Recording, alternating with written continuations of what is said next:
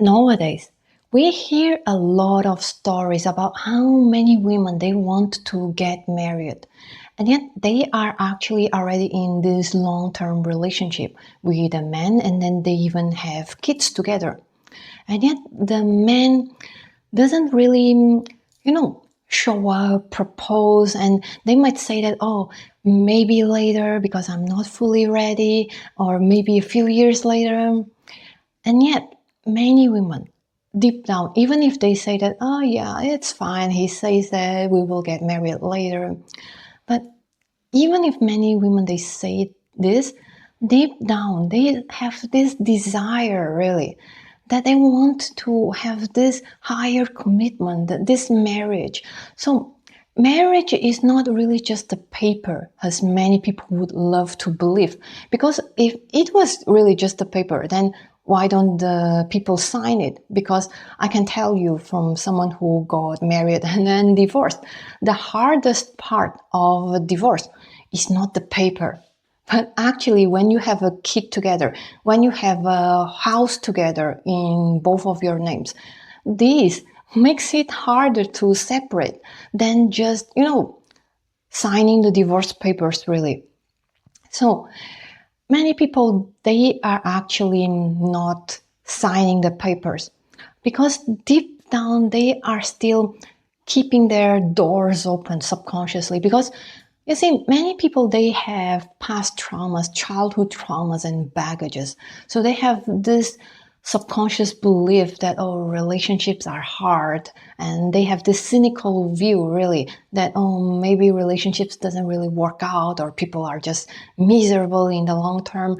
So signing the papers feels really definite, and I don't want that. I want to still have my options, even if just psychologically it feels like I have an option. Because, if you already have a house, if you already have a kid, then you are already very intertwined with a person.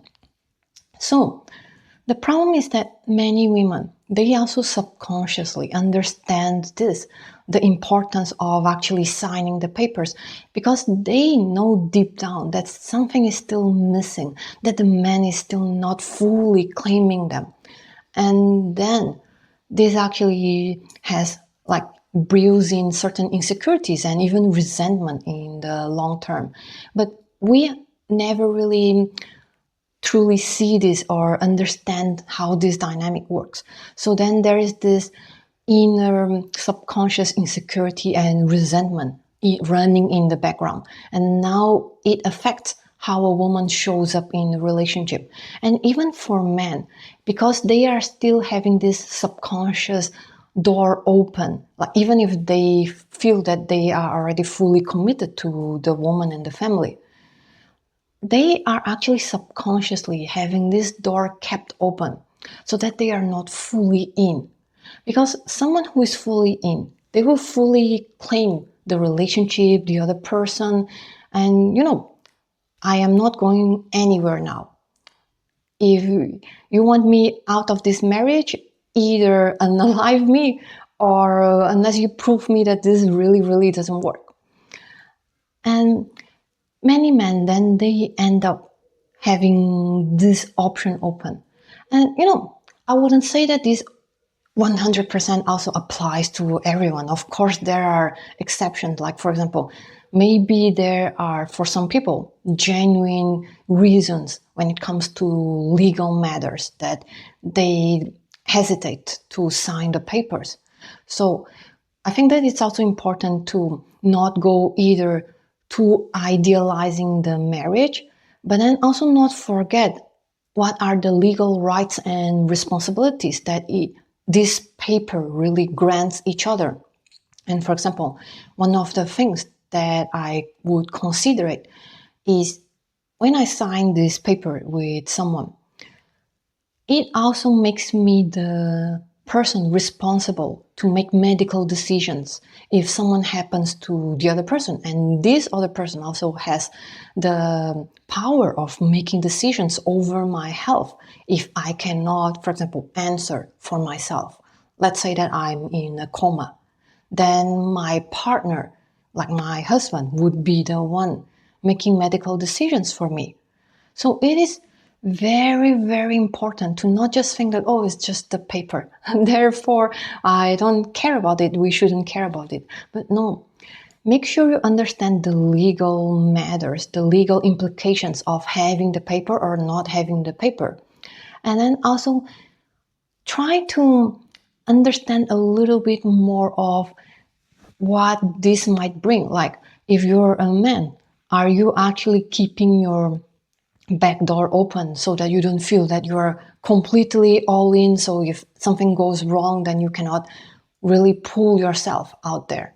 Because I can tell you that as someone who got a divorce before, that the paper itself is not the most difficult thing, but actually the having to co-parent. Like, if you are with a good person, then the co-parenting would be of integrity, for example. But imagine that if you end up marrying someone who is not really of integrity and is really more focused on revenge, then it's very hard. You already have a kid, right? So this is just to show you that the paper itself is not really the worst of the implications in case you marry the wrong person. And yeah, and if you are a woman, really ask yourself, like, do you really feel okay with this dragging on and on and on? Or are you just trying to be cool and trying to not be too much? And well, of course, if you already have kids, if you are already like having a family together, then of course you cannot just simply say, oh, if he is not marrying you, then you can walk away. Like, of course, in these kind of situations, then unfortunately, we will have to come up with other ways of first understanding how do you really, really feel about that, and then what are your options really, and how you can work this within your relationship with the other person. But let's just say that if you are not yet in a relationship, like, no, if you are in a relationship with someone, or if you're single really, but you are not yet living with someone yet, I would actually recommend you to not live with someone yet unless you are already getting married. Why? Because when you start to build a life together with someone, then you are already trying to intertwine your lives together. And yet, you are not yet married, but you are already advancing in your life. Then it might be harder later to, oh, actually, I really want to get married and I don't really want to be in this relationship. It's really against my values and what my heart really, really desires for my life. But now that your lives are intertwined, it is already harder for you to separate the things. But for example, if you are not yet living together with someone, then it is easier really to communicate, like, hey, like, these are my values. I don't feel comfortable to start to build a life together with someone yet if we are not really legally together. Then it's easier to separate the waters. And yeah, so you might ask then, oh, Monica, but how do I know that we live well together if we don't have this experience yet?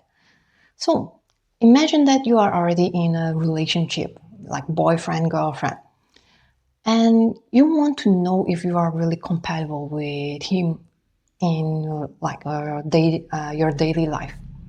What you can do is, like, for example, you can spend like some days with him together. Like, for example, maybe during the weekends, you can spend at his place or your place. And you can also, if you already know him for longer, and if you're comfortable and you trust him, you can also go on a trip together, maybe a week out together. And you can then see how he handles the different situations. Because one test that the people talk about is to go on a trip with someone, because you might potentially encounter frustrations, you might encounter potentially stressful situations. Then you can see how you handle the situations together. Like, do you stress out or do you work out well as a team? Like, maybe if one person stresses a bit, the other person is there to support them and not, like, react and make it even worse.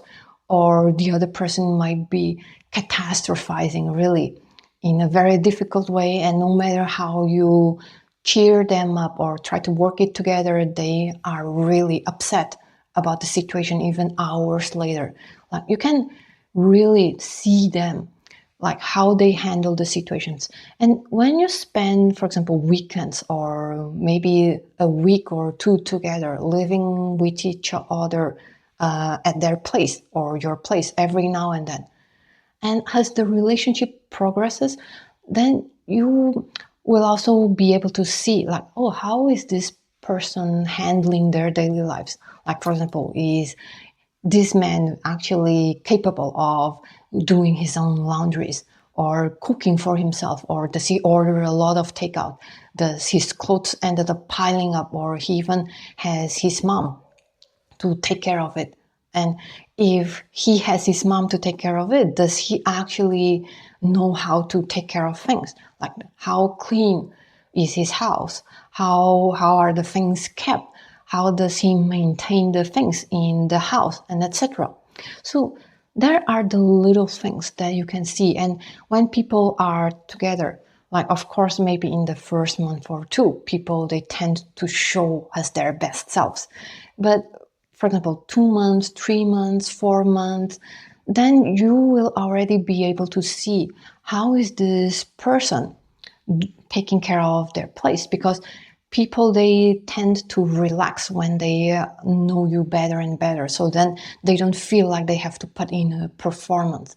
Then you can really see, like, how are they, like, who are they when they are more comfortable. Then you can already see, okay, you already have a preview on how it might work together. So, my name is Monica, and I hope that this recommendation can be useful. And really, if you really have this intention, this serious intention to get married, and even if you are really not sure, because I noticed that many women nowadays, they do have this desire deep down to be fully claimed by a man. And yet they are afraid of being too much, of asking too much. And then they see, oh, many couples, they already don't get married nowadays. So maybe it's okay to not ask for marriage nowadays. But try to understand that if your heart truly, truly desires that, then you're trying to repress it, you're trying to dismiss it yourself, is not really helpful. And if you really do that, then you might resonate with men who dismisses the value of marriage, really. So this is an invitation really to reflect on what you truly, truly desire. Like, if you truly, truly desire a marriage or not. Because if you don't desire, then it's also fine for not, having a marriage settlement. But really, even if you don't feel that marriage is for you symbolically, at least try to understand what are the legal rights and responsibilities that you might opt in or opt out as you decide to get married or not.